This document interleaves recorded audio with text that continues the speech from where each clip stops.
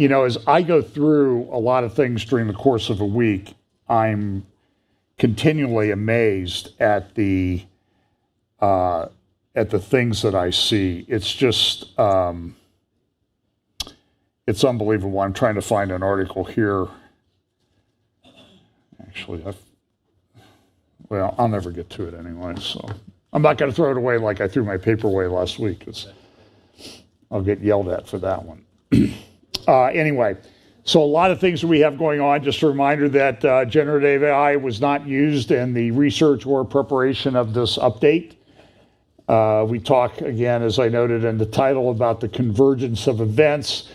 And we live at this time. So I'm going to go through some stuff regarding AI. I'm going to go through some stuff regarding the war in Ukraine, but some of that's related to AI. Then I'm going to talk a little bit about Israel, big issue in Israel, and also the relationship between Israel and Iran. And if you think I'm going to get all that done, that's my goal. I see that it's not really going to happen. Again, this is sort of this is the grid that I use. Acceleration, convergence, logistics, understanding that as we get closer in time, we'll have a better understanding. And remember, this is this phrase or this saying from Vladimir Lenin. Not that he's quoting scripture, but there are decades where nothing happens and there are weeks where decades happen. Remember that quote that I've used a number of times from one of Hemingway's books. The two of the characters in the book were having a conversation, and the question was, how did you go bankrupt? And the guy says, I went bankrupt two ways: gradually, then suddenly. And I think that's a little bit, and again, not that Hemingway is scripture, but it's a good point that when these things happen in Bible prophecy, they happen gradually, and sometimes it's hard to see them happening, and then all of a sudden, boom, they're there. So this is the verse that we use a lot in from Daniel chapter 12. O Lord, what shall be the end of these things? And he said, go thy way, Daniel, for the words are closed up and sealed till the time of the end. Many shall be purified and made white and tried, but the wicked shall do wickedly, and none of the wicked shall understand, but the wise shall understand. And in Daniel 11, it also talks about, and I did a sermon on this a few weeks ago, on the masculine, and that the wise will instruct many. So we want to be part of the wise. Now, since I haven't got myself in enough trouble with regard to what's going on at Asbury, just let me make a couple more comments. Last week I was a bit down, as some people noted, and part of that was because not so much somewhat attacks on me, but attacks on people who were like, okay, let's take a wait and see on Asbury, or here are some areas of concern. And I have to tell you that whatever concerns I had last week only got worse this week. As people, and I don't remember if I talked about this last week or not. I don't usually pay attention to myself, so that people thought, well, if you have any questions or you're not fully on board, you're quenching the spirit. Like somebody sitting in their computer room, thinking about this or talking about it from a pulpit at a tiny church in Ohio is going to shut down the Holy Spirit of God if it's a true move of God. This is absolute ludicrous that people would even say such a thing. It doesn't make any sense, folks. Now they've stopped that. They've stopped it at Asbury, is my understanding. There's some other colleges and universities that are reporting some things that are happening. And I guess the thing that I would advise is wait and see what happens. It's not incumbent on everything to be instantly analyzed. There's a movie that's out right now called Jesus Revolution. It's about the beginning of Calvary chapels. And I've gotten mixed reports on it. Some say it's great. Some say it's fluffy. It's all made up. It's fiction. It's romanticized. You know, it's just, everybody's got it. The world. Remember the church in Revelation was, am I getting a click? I hear a click. So the church in Revelation, the last of the seven churches, the Laodicean church, the lukewarm church. And when you break down the word Laodicea, Leo, the laity, the people's opinion, the church of people's opinions. And isn't that sort of what we have today? And it's not just that we have a Laodicean church, we have a Laodicean world. Everybody's got an opinion. So I've often used the intention, it's intended to be humorous, that there was this research done years ago that said there are 40,000 Christian denominations. I just don't think it's that high. I'm sorry. Unless the denominations are related only to eschatology, then it's way above 50,000. So, and I appreciate, and I'm not telling people to not send me things.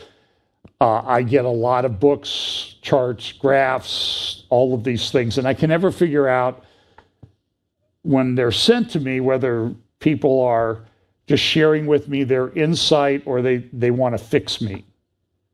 You know, I'm not sure which it is. So Asbury, we will see. Back to the Jesus Revolution movie and about Calvary Chapel. I mean, I remember when that happened, but there wasn't, of course, we didn't have social media back in those days. We didn't even have email. Can you imagine a world without email? So when that started about 1970 in Southern California, but it didn't happen overnight. It took a while for it to happen. And there was a great evangelistic outreach. I know people who were, they were hippies. They were drug-infused, radical, leftist hippies, and they get saved. And all of a sudden they're out planting churches, starting Bible schools and that type of thing. So it was a great thing. So let's see what happens with Asbury. I'm willing to wait and see. I'm not saying I'm not, but there are some things, let's be honest and talk about concerns that we might have. So we'll see what happens. But for crying out loud, people, this running around calling everybody a Pharisee, demonically inspired, or anything like that, if you're even just saying wait and see, this is not good Christian conduct, in my opinion. I hope that's clear. So a few years ago, this is Venice, Italy. Currently, this week, they're having a period of low tides. And it's not so much, is it low tides because of a drought, or is it low tides because of the sun activity and that type of thing? But as you can see, the gondoliers are not going to be making much money taking people on a romantic boat gondola ride up and down the canals of Venice right now. But a few years ago, they were saying Venice was going to sink into the ocean. So how did that one work out? So the one thing that you can sort of make a rule of is that if you make too much of a pronouncement about anything, it's going to change pretty quickly. So just always be ready to say, well, I didn't have that one quite right. Of course, the climate change people will never admit that. I'm going to talk about this in just a moment. Ways AI will change our lives. And the way the people in charge want to use AI for everything.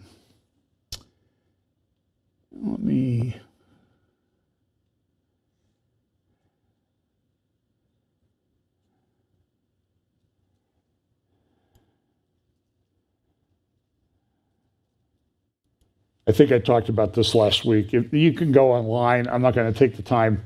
I have a video someplace on my hard drive about the opening ceremony for this thing, and I want you to go watch this. It's, well, I'll tell you what, I'm going to try to find it here real quick, because I actually think it is important, and I see that I forgot to put it in.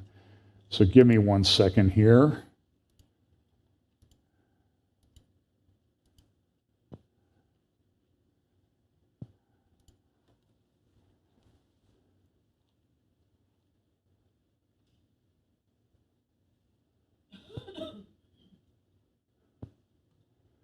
Well, for some reason it didn't get downloaded. It's a very interesting video. What you have is you have 3 children at the opening ceremony, 1 Muslim, 1 Jewish, 1 Christian, and they all bring like this building here, they have a model of it that's lighted. And they all come together with the light into one. It's very interesting symbolism as to what they've done. Give me 1 sec. I hate to do this, but I'm going to try one more thing here.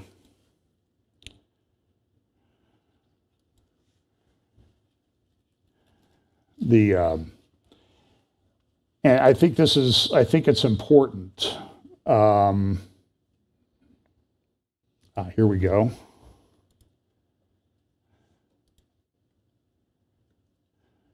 Oh, there it is.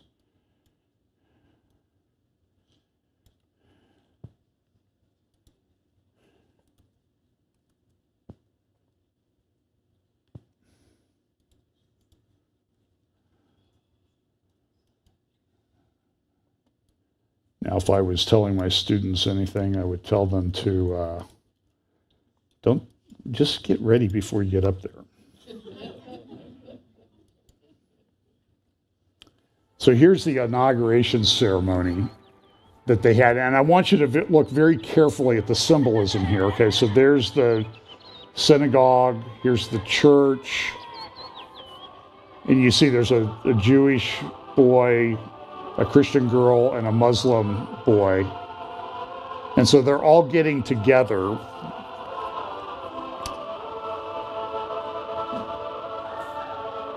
And now you're going to see sort of, and so this is in Abu Dhabi, in the United Arab Emirates. So you see here, she brings the Christian church. Here comes a boy carrying a model of the Jewish synagogue. And here comes a boy carrying a model of the mosque. And you see how you see the symbolism that they're trying to be there, the unity, 3 in 1. And the Pope also came out. He did a thing this week. He's talking about all uniting around one religion. I guess it was a couple of weeks ago that he did that.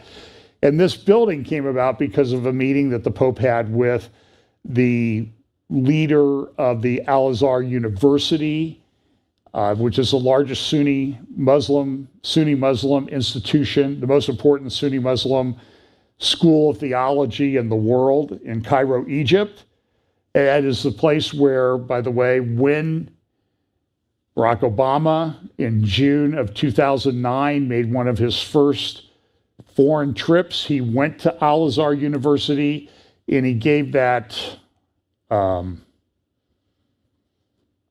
don't know, I want to say demonic speech. So I'm going to say demonic speech, where he talked about the story of Isa and hearing the Muslim call to prayer when he was a young boy and that type of thing. And the thing that, we all need to come together. We're all one, this type of thing.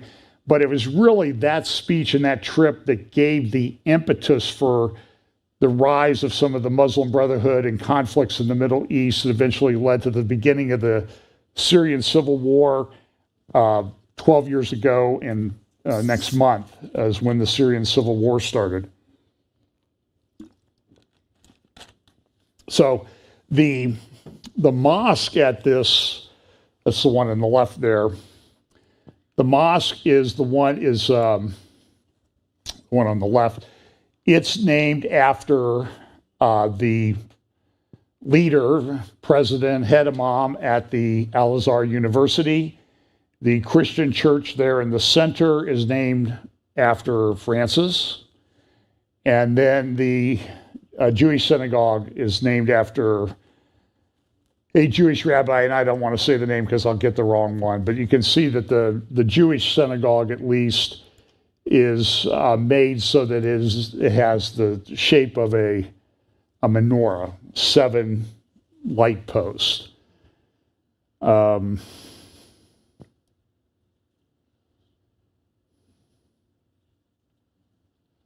Okay, so let's jump into AI. Now, I want to set this up a little bit, and so I'm going to jump around a little bit because some of it's related to the war in Ukraine and future warfare. And what are they planning on? What's in the minds of the people, the elites of the world that are trying to bring all of these things together? So last week was let's back up. Last month was Davos, the World Economic Forum. And all these videos are online, and I'm trying to wade through this stuff. I have a pile of stuff, and they keep coming out with more and more just from the World Economic Forum. Then last week, they had the World Government Summit in Dubai, in the United Arab Emirates. Understand that a lot of things that we see that are coming in the world with regard to digital ID have their genesis in Dubai. Dubai doesn't really have oil, but it's built this big, powerful economic engine. And it's an amazing city, the tallest building in the world, a massive amount of construction over the last 30 years, luxury apartments, islands, man-made islands. The head of Dubai is the vice president of the United Arab Emirates government. The United Arab Emirates has 7 sheikdoms that have come together to form one government.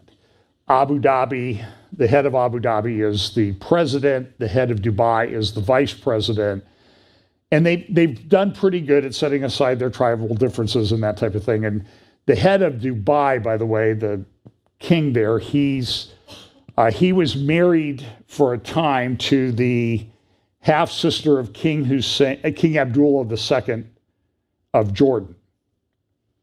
She was his 6th wife, and that leads to one of your rules of life. It's always the 6th wife who's going to cause you problems. You can probably manage the first 5, but that 6th one is bound to get you sooner or later. And they got into it. She supposedly had an affair with a bodyguard. She took the kids and went to London, and she ended up with about, I don't know, I think it was like a $500, $600, $700 million divorce settlement. But he's done a lot of things, like his kids who've tried to get away from him. He's tracked them and brought them back to Dubai and that type of thing using, it's believed that Pegasus software that came from Israel. He tracked one of his daughters, and she was pulled off a yacht near the coast of India with special forces and that type of thing. I mean, so this is the guy who runs the World Government Summit. Now, I have here this article from the Wall Street Journal about a week ago Friday. Smartphones change the face of conflict. And this is where this AI is going. I'm going to try to incorporate all of this, but it's very hard to get all of this organized because you want to jump around. I mean, I could do a 4-hour talk on technocracy, a 4-hour talk on transhumanism and that type of thing. So what I try to do here each week is bring you in a sort of organized fashion some of the highlights. But in Ukraine, I think most people would say that Ukraine has, now look, I don't think Ukraine's going to win. Okay, they don't have the manpower, but they have done much, much better than anybody thought. I saw a huge variety of estimates of people killed in the Russia-Ukraine war this week, since it's the 1-year anniversary was Friday. Some estimate 300,000, maybe up to 100,000 Ukrainian civilians. I think that's probably high. up to 100,000 Ukrainian soldiers. I think you might get close to 100,000 if you combine the civilians and the soldiers. Millions of people have left Ukraine. I think Poland has close to 2 million Ukrainians there. Other countries that border have over 1 million Ukrainians. So Ukraine went from a population of about 43 million to about 24 million. 43 million before the war to 24 million today. But part of the reason that Ukraine has done better than anybody thought, of course, they've got some assistance and technology from us, but they've also been able to make use of artificial intelligence and computers and smartphones in the way that they've targeted. And some military people say that Ukraine has been able to increase their effectiveness with a lot of weapons by a factor of 10.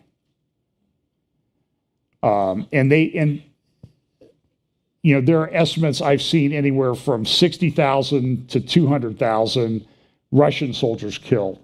And you can go, and I mean, it's a bloody war. It's not going to get better. In fact, this was I kind of find it humorous in the sense that but I think it's an accurate representation of what might be going on. This is how somebody viewed what's going on, that the West is playing checkers and Putin is playing chess. And here's a little animated video about that.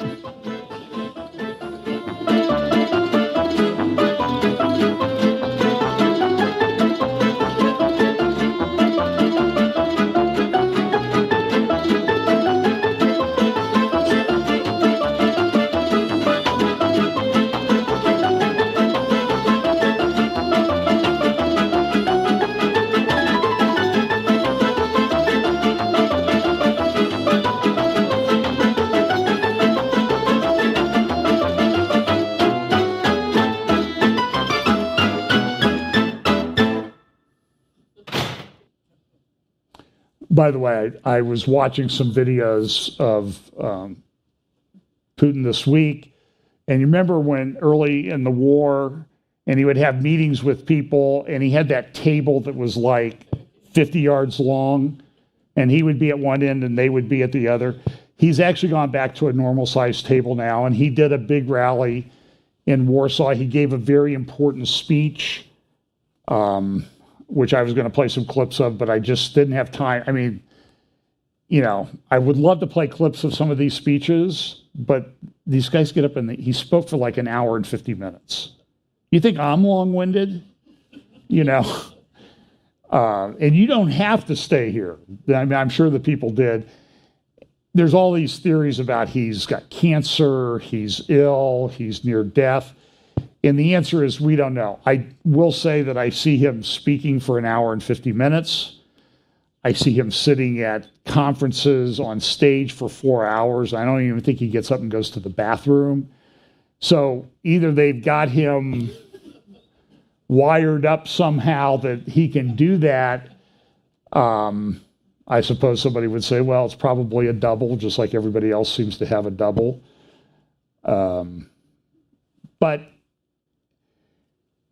And he gave a speech. His speech was very direct. I mean, he really attacked the West. I talked a lot about this on my midweek update this last week, so I go watch that. And I talked about it. I will give credit somewhat to bringing it back to my memory to Glenn Beck, and I always make the standard Glenn Beck warnings, you know what his theology is and that type of thing. But I thought his observation was pretty astute as to what he made, is that Putin comes out and he gives a speech, and he says that we're going to destroy the West is corrupt morally, there's a bunch of pedophiles, they can't get the transgenders straight, they do same-sex marriage, and all that. And then immediately a lot of people, there's like, oh, look, he's such a great Christian guy, he's so wonderful, such a wonderful Christian. And Ukraine is evil. Everybody there's a Nazi. I even saw one commentary I was calling Zelensky a destroyer of the world. Look, I think it's okay to be question both sides and also question our side. And I think Glenn Beck in his program made the point that I tried to make a number of years ago, is that there's a religious, mystical side to what Putin does. And a lot of it comes from a philosopher named, a geopolitical philosopher, Russian philosopher named Alexander Dugin. And you can go read his books on geopolitics and the war for the world island and that type of thing. The world island is a phrase that a guy named Halford Mackinder, a geography guy from England, came up with over 100 years ago, that the control of the world island, that area up there between like Poland and Russia, whoever controls that controls the world island, which would include all of Asia and Europe, and whoever controls the world island controls the world. So a lot of that derives the military, political philosophy of a country like Russia, but there is this mystical thing. And when you talk to people in Russia or Ukraine, and I have over the past few months, they talk about the fact that, well, Russia did this to us in 850 AD, or I'm just pulling a date out of my hat, and we got to right that wrong. And that's how they think about it. I mean, that's what happened in Serbia and Bosnia, and the fighting and conflict that goes on there, because there was a Serbian church or something that was taken over back in the 1400s or 1300s, and they're still fighting about it. So these hatreds are ancient and they go on. So understand that. But the point that Glenn Beck made, which I agree with, is that just because Putin says some things that you like, don't believe that he's on your side. Because the Dugin philosophy is push the red button and annihilate the West. And be honest with you, folks, that could happen. I mean, certainly God uses bad people to judge other people, and we've done a lot of evil things in the world from the West. So maybe we deserve it. But understand, too, that the leaders of the West, they're not our friends either. We need to be, what's going on. And so you're going to see some of that in these videos when I play some things from the World Government Summit here. But in Ukraine has, in the war in Ukraine has done pretty well because of technology. And that technology is coming everywhere. So here's the World Government Summit in Dubai. We have to re-globalize this world. We have to make sure that we strengthen cooperation because, as it was mentioned, we are faced with issues which are of existential importance for humankind. Our common future is at stake. When we finished our annual meeting in Davos just 3 weeks ago, there was a lot of discussion about what some people call the capability of humankind to cope with so many challenges at the same time. There was the word of multi-crisis. But actually, we are not in a world of multi-crisis. We are in a world where simultaneously we are caught in deep, systematic transformation processes. There's a difference between a crisis and a transformation. If you manage a crisis, you want to come back to the original point as fast as possible. You want to correct the situation. But in a transformational situation, you have to manage change, to come out at the end of the transformation in a better situation compared to the beginning. The world at the moment, as I just mentioned, faces many of those transformational processes, systemic processes, structural changes.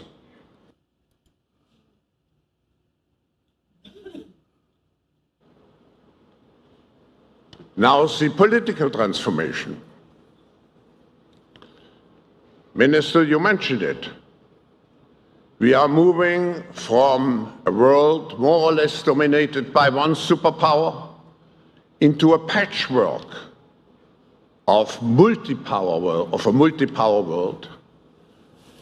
with one superpower, one competing superpower, aspiring superpowers like India, middle powers, but also rogue states, companies who have become global powers, technology companies, social media. So we will move in a very fragmented world, and hopefully not too fractured world, where we have to make sure that the rule of law is not trampled with the feet, but where we maintain the necessary framework for global cooperation. Okay, now listen, I'm not torturing you, okay? You know, by the way, I think that a good business to have would be have the coffee and caffeine concession at these meetings to keep everybody awake. And I agree. Artificial intelligence, but not only artificial intelligence, but also the metaverse, new space technologies, and I could go on and on, synthetic biology. Our life in 10 years from now will be completely different, very much affected, and who masters those technologies in some way will be the master of the world. And the last factor I want to mention is resilience, the capability to bounce back, because there will be certainly what we call the black swans, the unpleasant surprises which will come in our way. And there are these, a black swan is an event that really changes everything. In fact, as I was reading and researching mountains of information this week, there was an article in the Wall Street Journal either Friday or Saturday, and it talked about the fact that, you know, with this Ukraine crisis, we've had this energy issue. You know, Nord Stream was destroyed. People are coming in. Europe is buying liquefied natural gas from us at a much higher cost. But then the question was, what will happen if there's peace between Russia and Ukraine? And to an oil and gas guy, they said that could be a black swan event. In fact, I think you're going to hear that term about black swan events a lot in the coming weeks, months, years, days, whatever, until this thing is all wrapped up. That these black swan events, they're like these really bad things. So let's say, for example, there's a solar storm that wipes out the electrical grid. Let's say there's an EMP attack that wipes out the electrical grid. But the interesting thing is that the world is so upside down that to people in the energy industry, if there's peace between Russia and Ukraine now, that's a black swan event, because they won't know what to do. It'll completely upend the energy markets. And so now all these oil and gas guys are saying, do we invest in fracking or getting things out of the ground? Because what happens if Russia comes back online? The price of oil goes down. And I don't think even Saudi Arabia doesn't want that, because you'll see some things that Saudi Arabia has planned. I'm going to go into that again a little bit. So the world is so upside down that even peace in the major conflict in the world is considered to be a potentially black swan event that's going to upend everything and change everything. And so what you find is that I do believe we're at this prophetic time in history when these things are going to happen. And as they happen, I don't know how to say this, they're going to kind of come up from out of left field a bit. it's like, well, I didn't really see that one coming. And I think we've seen that a lot over the last few years. So that's just what I encourage people is don't be too set on your charts and that type of thing, because things are going to change. So here's the last little clip of Schwab. And then I have one more from a couple of years ago. So here's just a little QA, just a couple minutes at World Government Summit.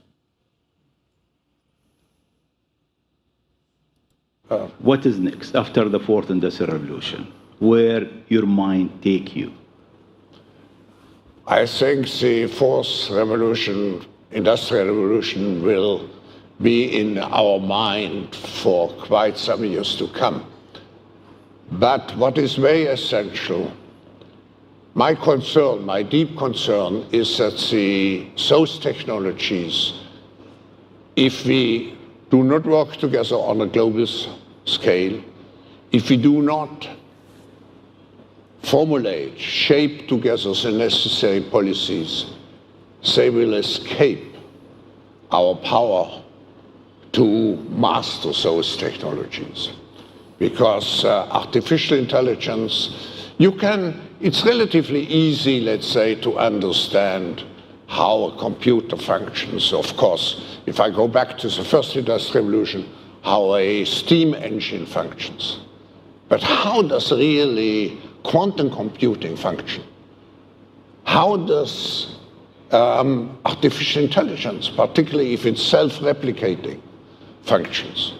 So one of my concerns is how to shape the necessary policies to make sure that those technologies serve humankind.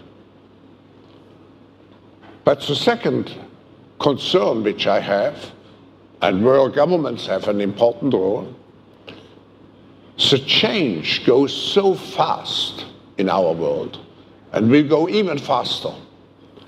How can we make sure that the individual, each citizen, doesn't feel overwhelmed by change, because he cannot understand really what's going on? And if we do not understand, we become fearful and we react negatively, and we see the first consequences already in many countries with polarization of the public opinion.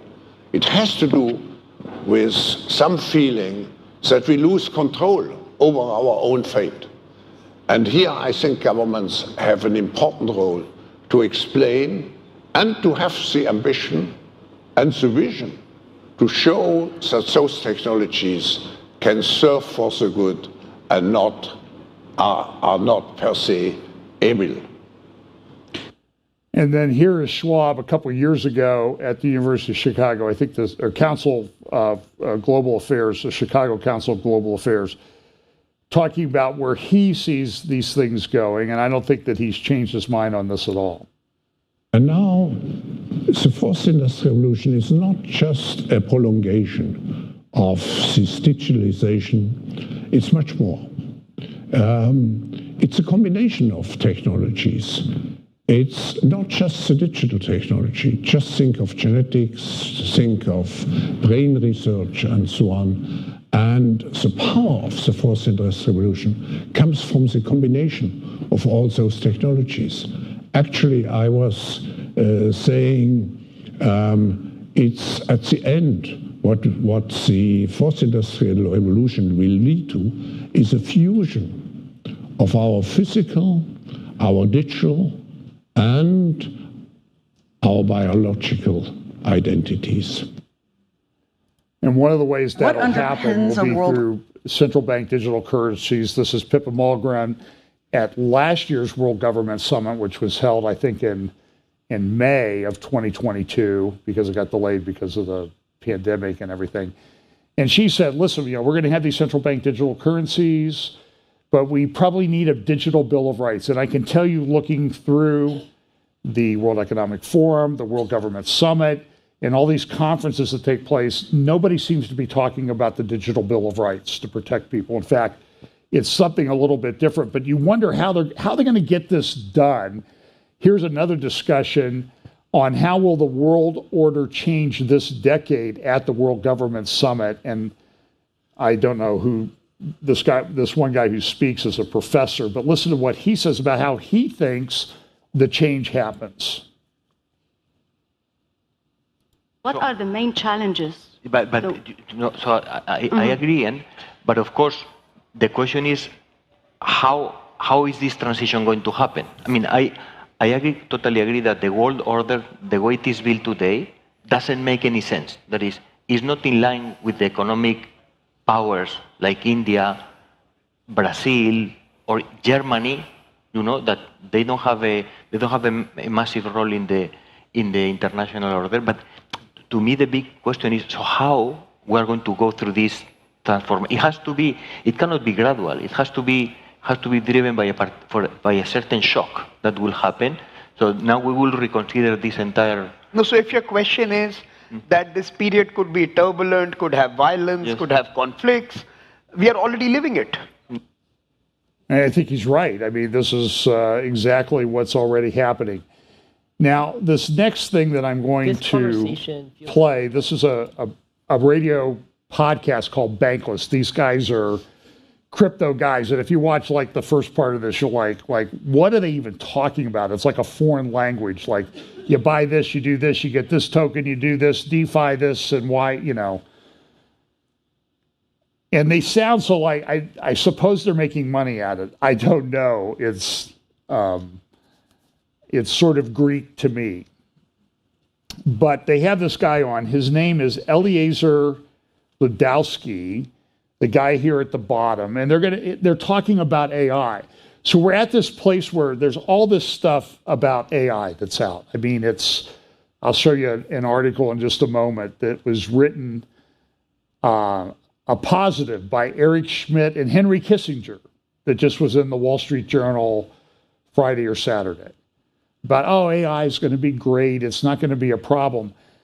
But Ludowski thought that everything was going to, that people that were running AI, and we have ChatGPT, there's all sorts of things out there. In fact, you know now that they're coming out with, I think Gab is trying to come out with a Christian AI, because what they found is they've made some tweaks to the AI that came out from like Bing, OpenAI, and now it's just this woke nonsense that it gives you all the woke bias stuff. So people say, if they can tweak AI that way, we can tweak AI to come out with something that satisfies us. Now, put that in the context of the verses where Paul warns about that they will heap to themselves teachers to satisfy their itching ears. They want their ears tickled. So now everybody's going to have their own AI. And I have to tell you that sometimes when I think about this, that these big tech AI companies, because of the data they control and the philosophy behind them, that at least part of these kingdoms that come together to form this great beast empire at the end could come from the technology sector, because they have tremendous amount of power. There's an article, one of the things that conservatives have said, I think Josh Hawley came out and said, Senator, where's he from, Wisconsin? No, Missouri. He comes out and he says, we got to limit social media for children because it's just not good. And of course, everybody goes, you're just such a fuddy-duddy, you Luddite, you don't understand technology and all this. But even yesterday in the New York Times, Michelle Goldberg, who is a lefty, and most of the time, she comes across as just a lunatic. But when she has sort of a rational moment, you got to give credit to her. And she came out and she said, I kind of think he's right, Senator Hawley, and the conservatives who've been concerned about social media, because we have a major, major crisis with young people in this country. Major crisis. Suicidal, that type of thing. It's just, and particularly among girls, and then that leads to this transgender thing and the things that are going on there. I don't know if you know that there was a student up in Canada at a Catholic school And he said in class there were only two genders. He was suspended from school, a Catholic school, okay, by the priest that runs it. He was suspended. He came back to school and he was arrested because he was misgendering other students. In other words, he wouldn't call them a girl or they or he or she or they, whatever they wanted to be that didn't match up with their biological sex. So all of this stuff is really part of this giant piece that's congealing together. And so all these people are coming out. We're going to have a Christian AI. We're going to have a Democratic AI, a Republican AI. Let me ask you this. When I play you some videos in a moment of an AI-based smart city, what if it's a Muslim AI? Have you thought about that? How's that going to be used? And do you understand that what this does is it doesn't solve anything. It doesn't solve this great utopian ideal that Klaus Schwab has. Oh, we're just going to put this all together and we're going to come together and sing Kumbaya. It makes everything worse. But now here's the problem, is that AI is developing so quickly. Elon Musk did a famous interview with Jack Ma, who has sort of disappeared now because he got sideways with the Chinese regime. But, a few years ago, he's one of the richest guys in the world. And Elon Musk said, I'm concerned where this is going, about 2017 or 2018. And so Eliezer Ludowski said, I got hopeful when I saw that and some conferences then, but now he's going to talk about this. So this is about a 6-7 minute clip. And I want you to listen carefully to what he says, because this guy's big into AI. He knows what he's talking about, but he has concerns. I think you ought to listen to this. So first, one of the guys from Bankless is going to ask a question, and then Eliezer will speak. The most dire you've ever seemed on this topic, and maybe that's not true. Maybe you've sort of always been this way, but it seems like the direction of your hope that we solve this issue has declined. I'm wondering if you feel like that's the case, and if you could sort of summarize your take on all of this as we close out this episode and offer, I guess, any thoughts, concluding thoughts here. I mean, so I don't know if you've got like a time limit on this episode, question mark, or is it just as long as it runs? It's as long as it needs to be. And I feel like this is a pretty important topic. So you answer this and all right, however you want. Well, there was a conference one time on what are we going to do about looming risk of AI disaster. And Elon Musk attended that conference. And I was like, maybe this is it. Maybe, that maybe this is when the powerful people notice. And it's, like one of the relatively more technical, powerful people who could be noticing this. And maybe this is where humanity finally turns and starts, not quite fighting back because there isn't an external enemy here, but conducting itself with, acting like it cares, maybe. And what came out of that conference, was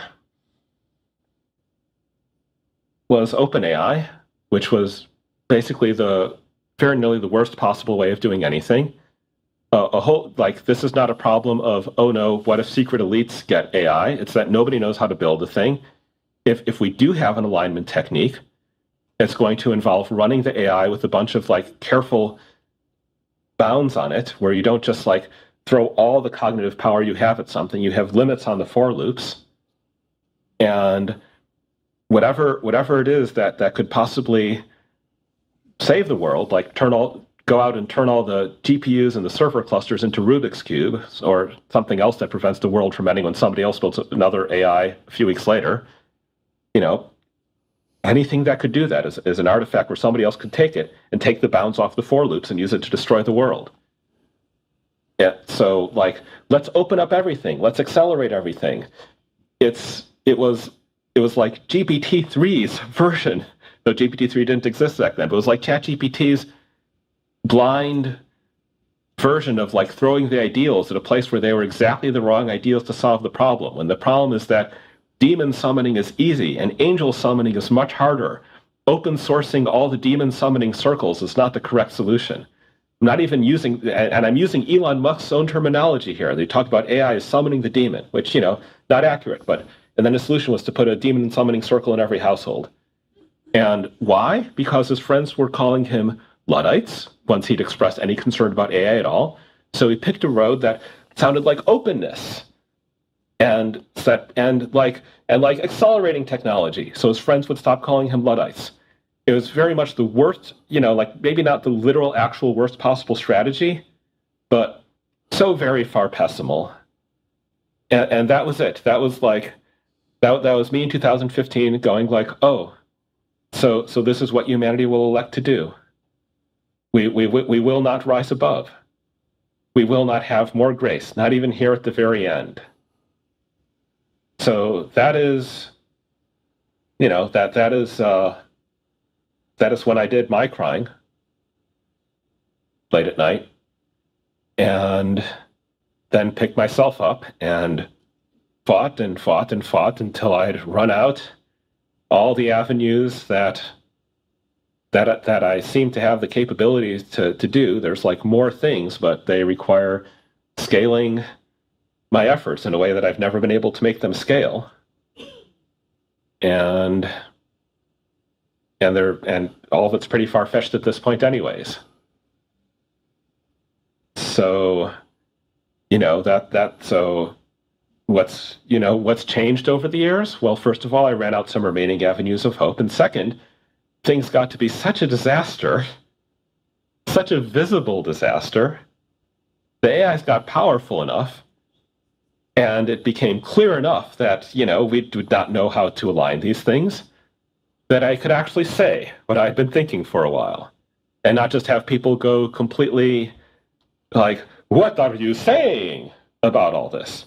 Now the stuff that was obvious back in 2015 is, starting to become visible and distant to others, and not just like completely invisible. That's what changed over time. What kind of, what do you hope people hear out of this episode and out of your comments, Eliezer in 2023, who is sort of running on the last fumes of hope? What do you want people to get out of this episode? What are you planning to do? I don't have concrete hopes here. When everything is in ruins, you might as well speak the truth, right? Maybe somebody hears it, somebody figures out something I didn't think of. I mostly expect that this does more harm than good in the modal universe, because a bunch of people are like, oh, I have this brilliant, clever idea, which is, like something that somebody that, I was arguing against in 2003 or whatever. But, maybe somebody out there with the proper level of pessimism hears and thinks of something I didn't think of. I suspect that if there's hope at all, it comes from a technical solution, because the difference between technical problems and political problems is at least the technical problems have solutions in principle. At least the technical problems are solvable. We're not on course to solve this one, but I don't really see I think anybody who's hoping for a political solution has frankly not understood the technical problem.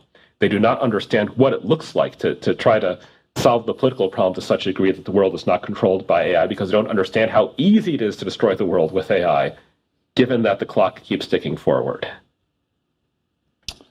So that was pretty upbeat, right? So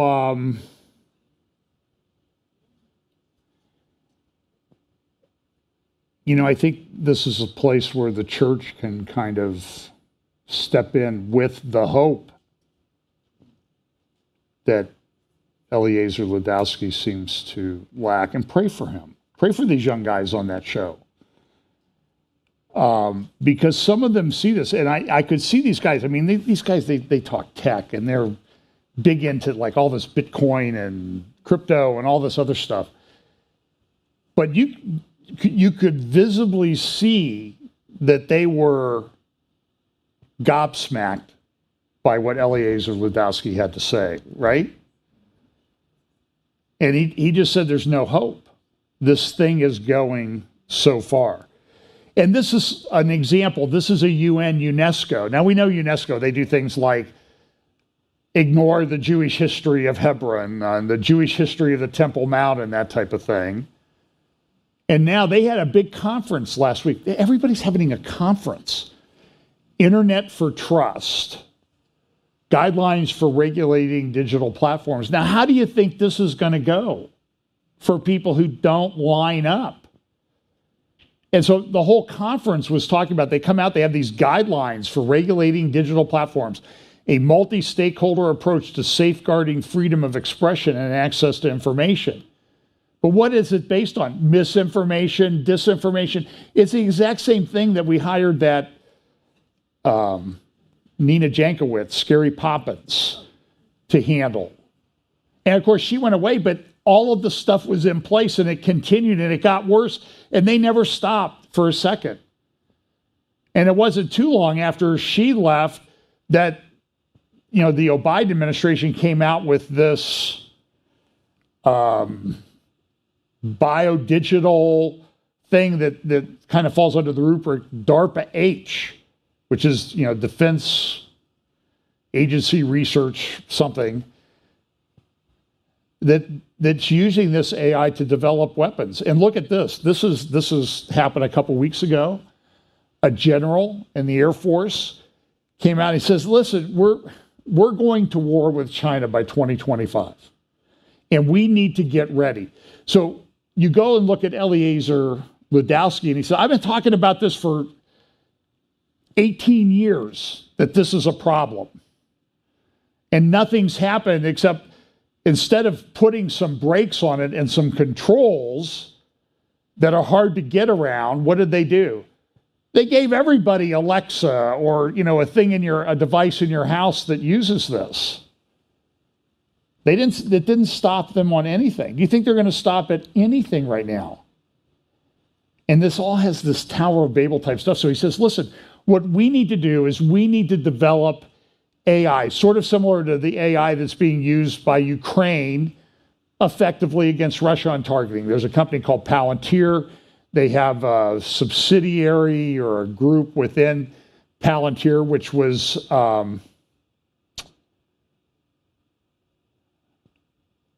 I think Peter Thiel started it.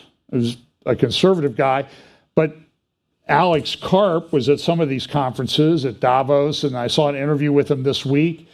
Just look up Alex Karp Palantir, Palintir, and he's talking about how we gave this to Ukraine to use, and they're using it effectively. And so here's an article from the debrief. Pentagon secretly working to unleash massive swarms of autonomous multi-domain drones to dominate the enemy.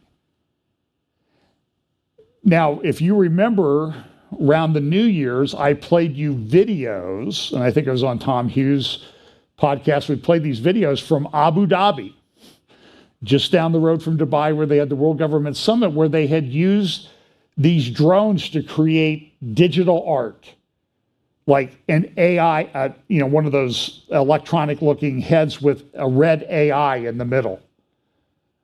And one they used last summer, it was for the guy who rules Abu Dhabi, the president of the United Arab Emirates, and it was like you could tell who it was, his face and head in the sky.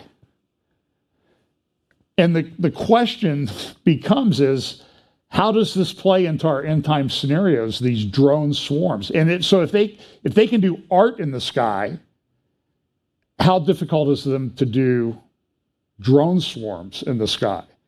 And does this relate to anything that we read in Ezekiel 38 and 39 about him coming upon the land like a cloud? I kind of think that we're there.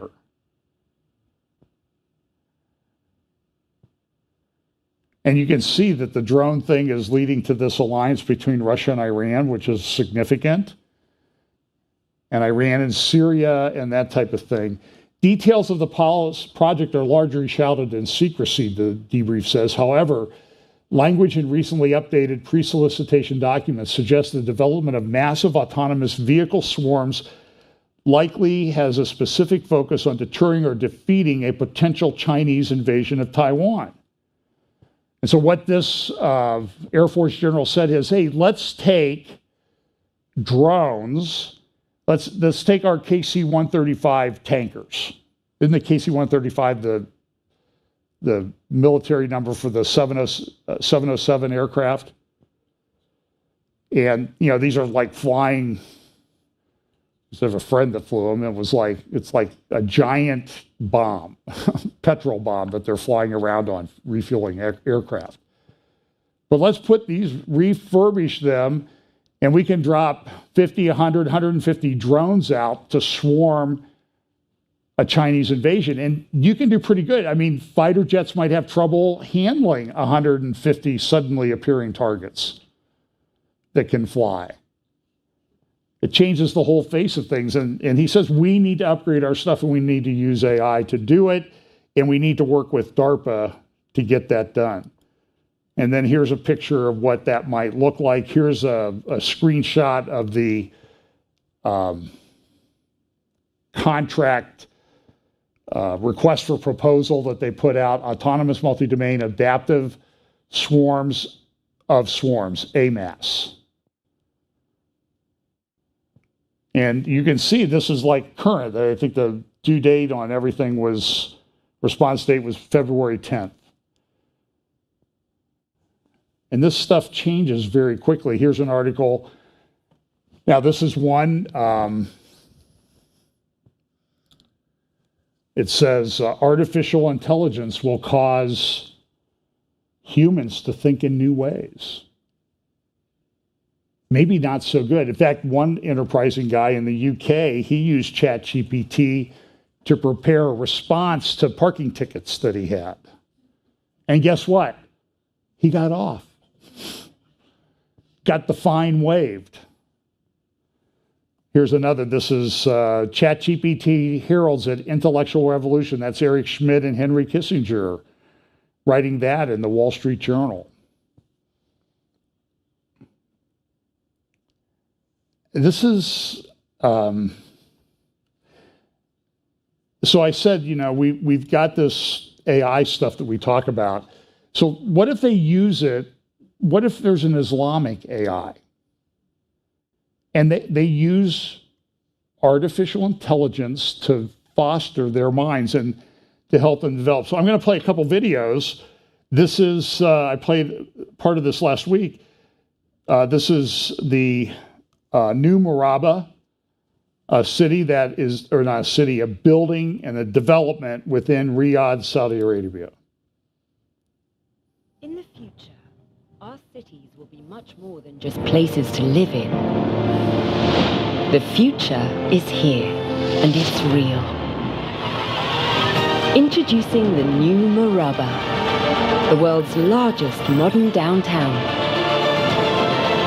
Designed with people at its heart. Helping make Riyadh one of the top 10 most livable cities in the world.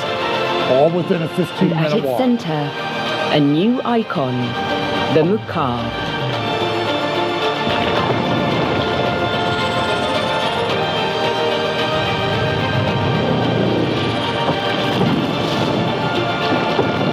The world's first immersive experiential destination.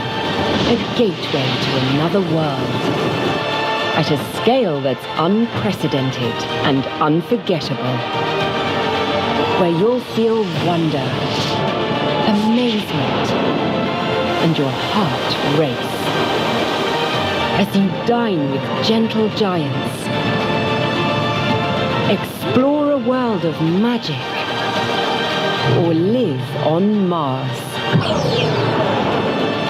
Where your retail experience is completely reimagined and you feel at home in another world. This is the new face of Riyadh, A gateway to another world. New Maraba. Okay, that's. Here's just one more. They have this press kit that The they new put out. horizon for Riyadh. A new icon, the Muqab, the world's first immersive experiential destination. Well, that's going to be but look at how this thing. It's like the Tower of Babel at the center. Everything, another 15-minute city they keep talking about. A gateway to another world. Boy, a lot of things happening. So I'm going to do two stories with regard to Israel, and then we'll be done. And I'll just have to save. This is an article that I referenced in my midweek update, Fourth Political Theory by Alexander Dugin. And you can see some of the things that he's produced a lot of books. Rise of the Fourth Political Theory. Down here, Last War of the World Island. And so he's got a big philosophy. So now there was a very important story that came out a week ago in the Jewish Chronicle, published in the UK. And what it said was, because there's a lot of talk, Netanyahu's having meetings, the US and Israel have done the biggest joint exercises, military exercises in their history. Iran came out this week and pretty much admitted they're now achieving 84% enrichment level on their uranium, which means they're like really close to rolling out a bomb within a period of weeks. Now they got to get the delivery system, but they also announced a new hypersonic missile, cruise missile that they're developing. And the point of all this is, so like Ukraine is able to, for lack of a better term, punch above its weight class with the use of technology and artificial intelligence, Iran will also be able to do this. So when you factor that into how the Bible says these countries line up in Bible prophecy, I think that's pretty significant. So everybody pretty much assumes that Israel could, within weeks, attack Iran. And in my midweek update, I'm going to cover a new publication that just came out. Good grief. It's 100 slides away. Israel among the world's democracies, the strategic analysis for Israel. It's put out by the Institute for National Security Studies. Now, I would consider them center-left in their orientation, so I don't know, but it's very well done, and it'll get you like an idea on some of the problems. By the way, if you want to go to the IDSF website, General Miravivi will be doing a briefing tonight at 7 p.m. Eastern, and you can register for that. I'll talk about it, but this is a big deal as to what happened with this article in the Jewish Chronicle. What happened was this reporter she's Jewish, and she had been able to get close to the Iranian regime. She met Soleimani. She met Khamenei. She talked about how I love Khomeini, and they fell for it. And they told her all sorts of things. And she talks about the fact that they are mapping Jews in the world so that if Israel and the United States attacks Iran, they are going to send out assassination squads to kill them. That's what they're planning. Look at what this one says. Khomeini spent a few minutes on chit-chat. Then he began talking about the end of days, how he would be the one who would usher in the return of the Mahdi. His voice was quiet, high-pitched. He talked about this great war that would take place and how Aqsa had to be liberated for the Mahdi to return to save humanity. Now think about this. The philosophy that seems to drive Vladimir Putin to annihilate the West is a philosophy of annihilation, just like Khamenei has based on Islam. And what happens when you get a guy like that, AI?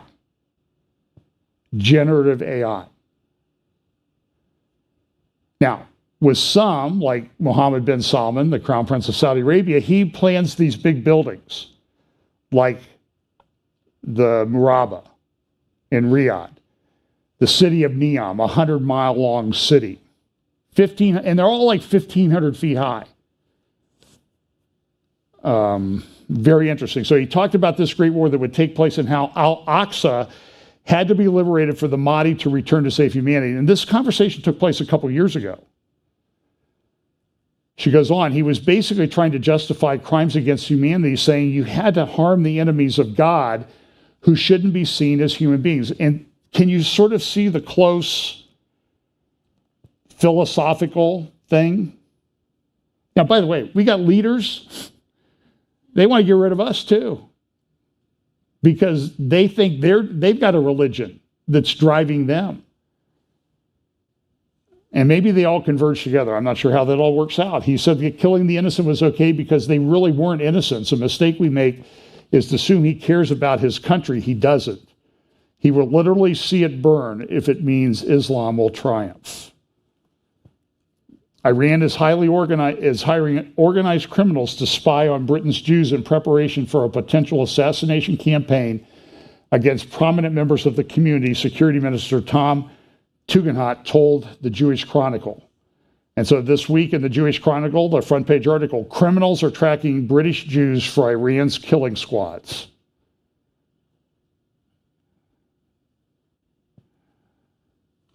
Last week, we exposed how the regime is mapping Jews in the diaspora to lay the ground for high-profile revenge murders should Israel launch a military attack against the theocracy.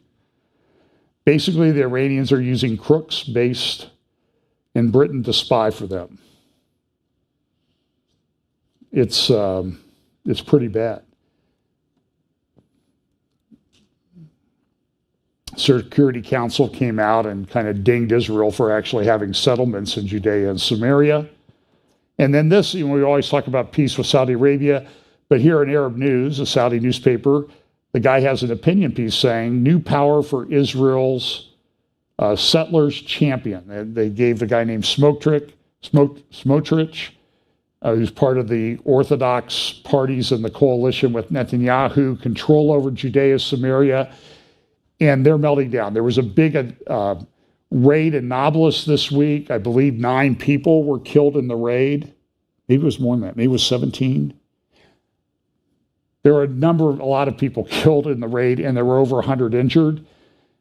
To my knowledge, I don't know that there were any major injuries among the Israeli defense soldiers, but that happened in Nablus. I've been to Nablus. It is one of the hotbeds of terrorism.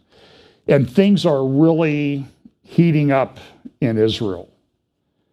It's pretty tense in some areas. Jenin, they busted a terror cell down in Jericho. They had one in Nablus, Hebron. They've also had some. But here's what this editorialist says. Palestinian politician Mustafa Barghouti, secretary of the Palestinian Initiative Movement, told Arab News appointing Smotrich to this position and with these powers means annexing the West Bank to Israel and freeing the settlers to do whatever they want against the Palestinians. Barghouti said Smotrich and another extremist, Security Minister Itamar Ben-Gvir, were now responsible for everything related to and affecting the lives and properties of the Palestinians, such as civil administration, internal security, settlement financing, control of the Al-Aqsa Mosque, border guards, and Israeli prisons. This means declaring war on the Palestinians. So right now in Israel, there is, and I'll close with, I don't want to close with this, but I will. I have some really good things here. Can I throw one in? So we had East Palestine, right? We're talking about Palestine, so it's related. So it's not really another point. But have you seen these things that are going on? They had 3 major oil gas facilities, storage, refineries, and stuff in Mexico that blew up this week. That's a pretty big fire.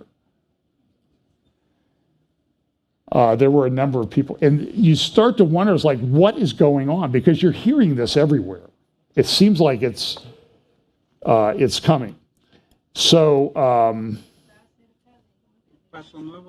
anyway, that's another one. By the way, Russia says they might contribute to this. They're saying, well, we might use nuclear weapons and we're going to drop one into Yellowstone and blow up the caldera there. You don't need to turn the sound up on that. Nobody will understand it. And so they take their big ICBM and blow up Yellowstone, see what happens. And when their philosophy is annihilation, do you think that they might do it? Yeah, I think they might do it. So here's a picture of the raid on Nablus. That's from the Al-Quds newspaper. But the big issue in Israel right now is there's all these protests that are taking place as they're coming into judicial reform. And there were another 100,000. This has been going on for 7 or 8 weeks. They had these signs up about Bibi Netanyahu. They call him the crime minister. Herzog gave a pretty good speech a couple weeks ago talking about we need to get everybody together. So what they're proposing is they're proposing a reform of the judicial system. To make it kind of simple, Israel doesn't really have a constitution. They have basic laws. They had a Declaration of Independence. What has happened is that the judges have pretty much got complete control of who gets appointed to the judiciary.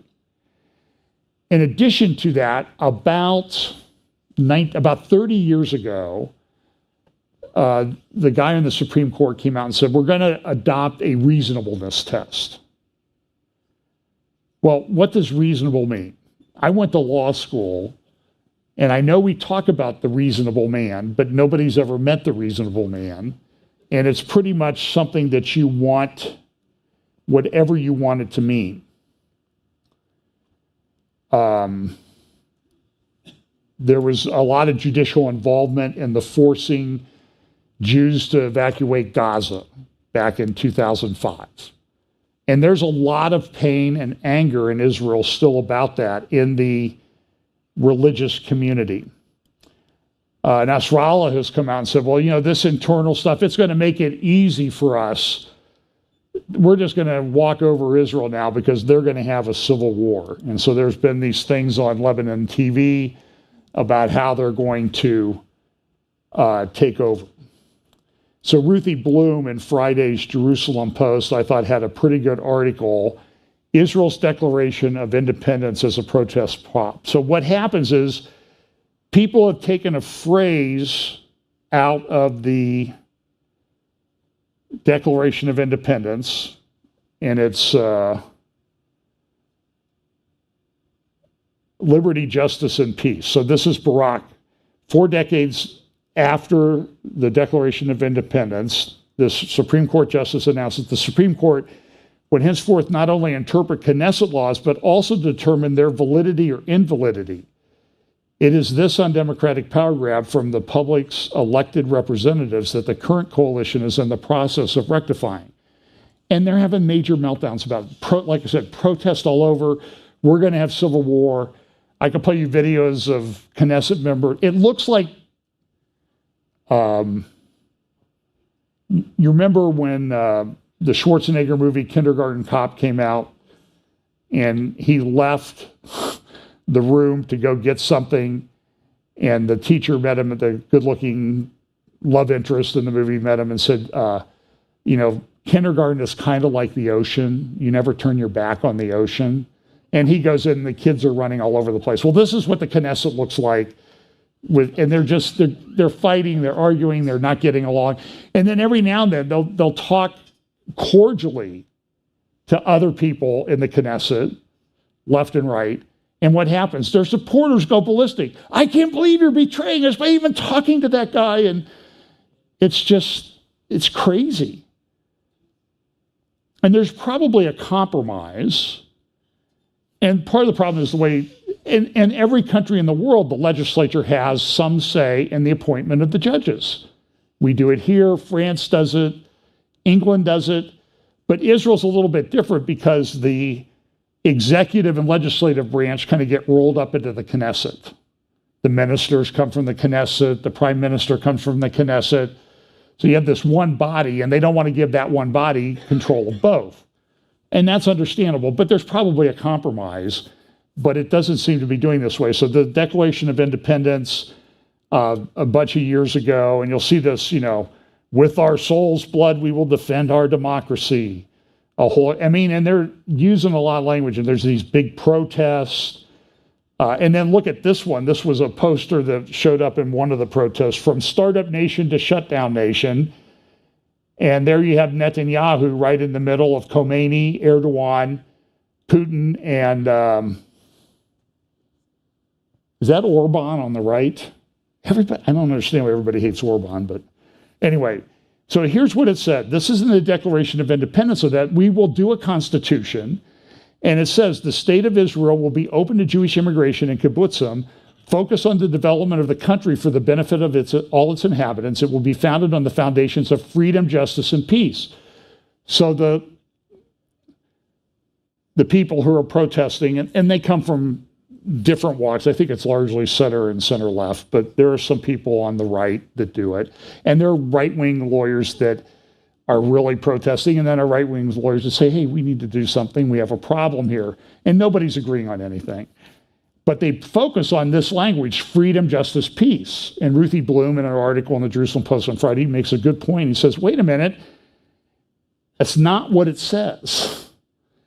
It says freedom, justice, and peace in the light of the vision of the prophets of Israel. Ooh. Nobody wants to talk about that one.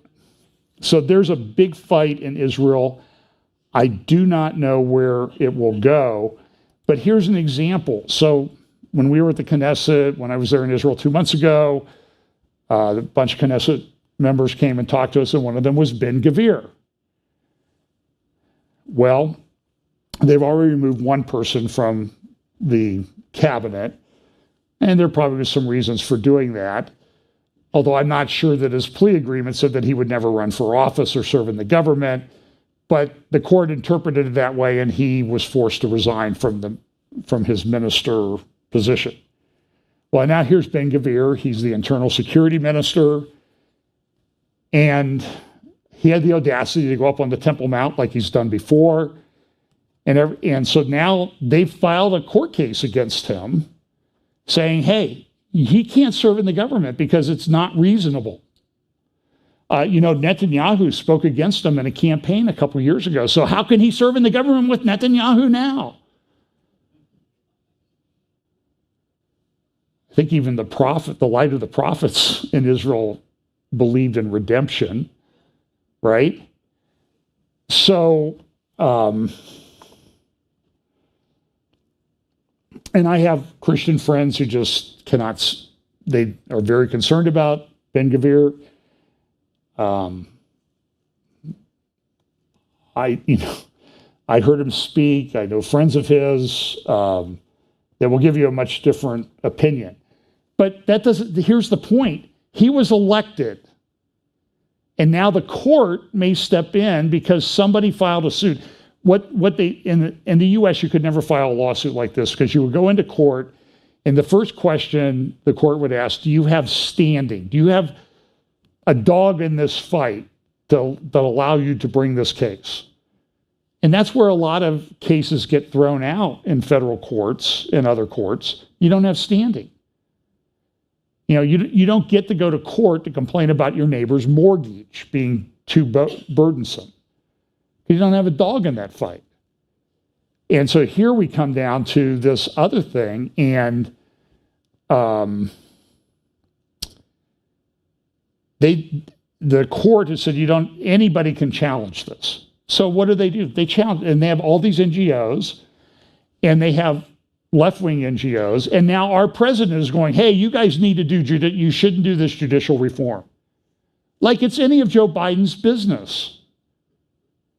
Joe Biden or whoever is writing the lines for him says this. And so this is tearing Israel apart. And I think this is pretty significant. So listen, I promised I would finish with that. as much as that pains me, because there's a really interesting slide coming. No, I'm just kidding. If I have time, I'll do it midweek this week. It's an insane world. We are converging on the accelerator. Everything is happening all at once. I mean, you would not believe there are probably 15 or 20 topics that I didn't even touch on. That's a poor PM at lunch today. She'll hear about them. I know I should live stream lunch, right? Look, this whole thing with artificial intelligence, and you could see the guy, I think that's the most important part of what I did today, that interview with Eliezer Ladowski. And by the way, that was done Monday of this week. So it's not like that was an old thing that I pulled off the internet. That took place last Monday. And you could see kind of the hope and despair there. And we need to understand as Christians is that we're not people without hope. We're not people who are driven by despair. It's a difficult world. We live in the world, but we know how it all works out. But it may be difficult. With the things that I'm seeing with Russia and the threats that are being made, you need to make some serious consideration about making some preparation. Because we may be going through some pretty difficult times. And the economy is teetering on the brink by everything that I read. And I don't have the answers. So somebody asked me this week, how much cash should I have? And I'm like, all of it. I don't mean everything you own should be in cash, and it may become worthless because they may take control of that. I think they're 6-8 months away from doing that realistically. It'll be a major change when it happens. It will upend everything. The central bank digital currencies and things that are coming. So look, our hope is in the Lord. We know the Lord will come back. And when I hear somebody saying like, when Klaus Schwab says, what's it going to be like in 10 years? I hope it's this glorious millennial kingdom that we're in, right? Amen. So look, let's pray. Lord, thank you for your word. Thank you for the hope that you give us. Lord, we pray for people that are being impacted by these movements on campus. Lord, we pray that that's real. We pray that you will raise up people to disciple them, teach them the word, because that's really what will drive and shape their lives. The word is a light unto our path. And that's where we need to focus. So Lord, give us those opportunities and give us strength and courage and help us to stand firm in our faith. In Jesus' name, amen.